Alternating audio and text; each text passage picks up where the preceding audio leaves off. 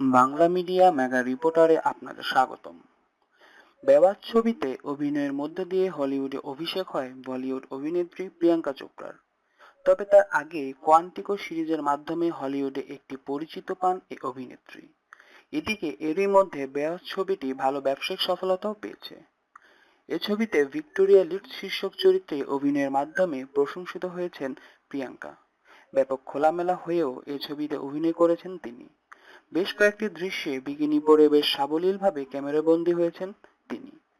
কদিন আগেই প্রিয়াঙ্কা বলেছিলেন বিকিনি পরে সাগর পাড়ে অভিনয় করার সময় বেশ লজ্জা লাগছিল তার, কিন্তু অভিনয়ের জন্য সেটি করে গেছেন প্রিয়াঙ্কা।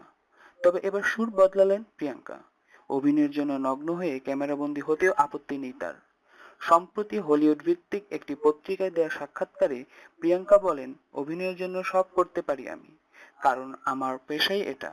অনেকেরই হয়তো চোখ বড় হয়ে গেছে বেওয়াচ ছবিতে আমার খোলামেলা রূপ দেখে, কিন্তু আমি বিষয়টি নিয়ে হ্যাপি।